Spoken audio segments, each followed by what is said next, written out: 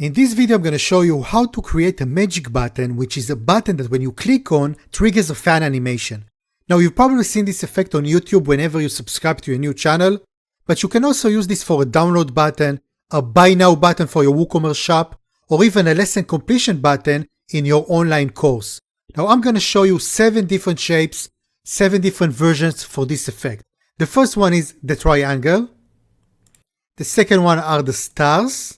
The third one is the circles, and I'm also going to give you an option to add sound. So here we have the smiley emojis with sound, colorful shapes with sound, and hearts with sound. And lastly, I'm going to give you a custom option where you can add your own image for the animation. In this example, I used Elementor's logo. We're going to use CSS and JavaScript for this effect to work, so let's jump to the code page. I'm going to scroll all the way down where it says Magic Button and click on it. First, we need to get the CSS class. It doesn't matter which version of the effect you choose, they all use the same CSS class. So right at the top, you're going to see CSS class. I'm going to highlight it, Ctrl-C to copy, and next I'm going to switch to an Elementor page where I've already prepared the container with the button inside. I'm going to select the button, I'm going to go to Advanced, CSS Classes, and I'm going to paste here the class. Now we need to add an HTML widget for the actual code. So I'm going to click the plus icon to see the widgets. I have the HTML widget in my favorites. So I'm going to click once to add it to the container. Next I'm going to switch back to the code. And in this example I'm going to use the hearts one. So I'm going to click to copy code. I'm going to go back and I'm going to paste here the code. Now let's see if it works. So I'm going to click Publish and Preview. And as you can see, it works. Next, I want to show you the settings you need to know in the code. Before that, take a look again at the animation, specifically the speed and rotation. Okay? So now we're going to switch back to the code. The first settings I want to show you how to change is the color. So in the CSS section, you're going to see a comment that says change color here. We got 2 of them, one over here and the second one over here. And if you want to change the color, you need to do it for both of them. So right now it is set to red. If I want to change the color, I'm going to highlight the word red and I can paste here an X code, or I can just type here another color name. So I'm going to type blue. And I'm going to do it for the second one as well. Highlight and blue. And now it's going to be blue. Now if I'm going to scroll a little bit down, you're going to see a section that says configuration section for the magic effect.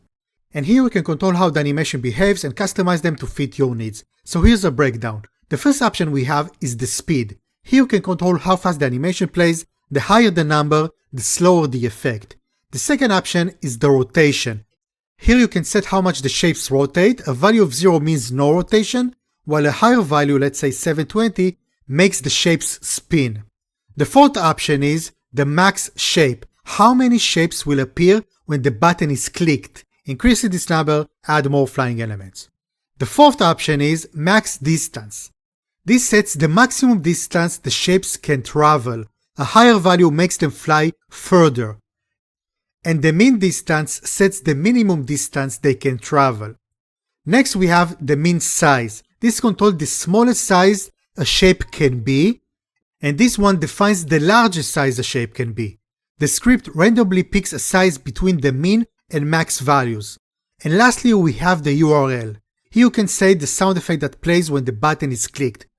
You can replace this with your own sound file. I'm going to show you in a second how to do that. Now let's make changes and see it in action. So I'm going to go to the max size and I'm going to increase it to 50 pixels. Next, I'm going to go to the number of shape. I'm going to lower it. I'm going to make it just 5 so you can see it clearly. I'm going to make the rotation 300. And let's make the animation slower, so I'm going to change it from 1.5 to number 2. And I'm going to click Publish and Preview. And now when I'm going to click on it, you're going to see that the animation is bigger. We have only 5 shapes and it's slower. This is how it was before. And this is how it looks now.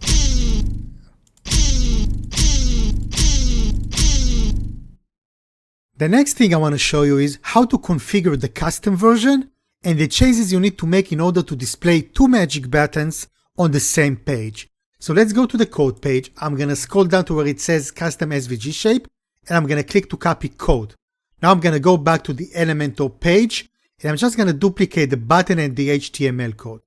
So I'm going to duplicate the button, and I'm going to also duplicate the HTML widget.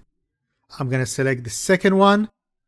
I'm going to come, highlight the code, and paste the new one. So now to make them both work on the same page, we need to modify the CSS class name. So I'm going to go to our class name, Magic Effect, and I'm going to add the number 1 at the end. And I also make the same change on row 44. Add number 1. And I also going to go and select the second button, go to Advanced CSS class, and add the number 1 at the end. Let's go back to the code.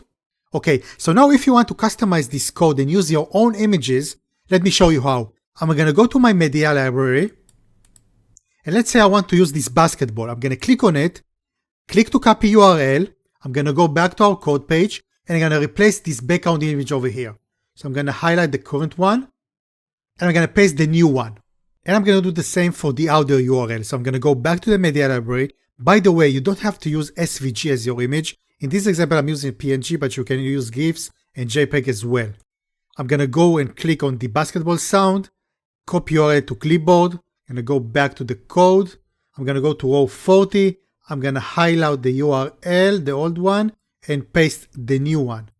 And now I'm going to click Publish and Preview. And now when I click on it, we have the basketball with the basketball sound. So this is how you can customize this effect. Now, just so you know, you're not limited only to buttons. You can also apply it to a container or to a heading widget. In this example, I applied it to an icon widget, as you can see. So you can explore these possibilities. So that is it for this one, guys. So don't forget to like and subscribe, and I'm gonna see you in the next one. Peace!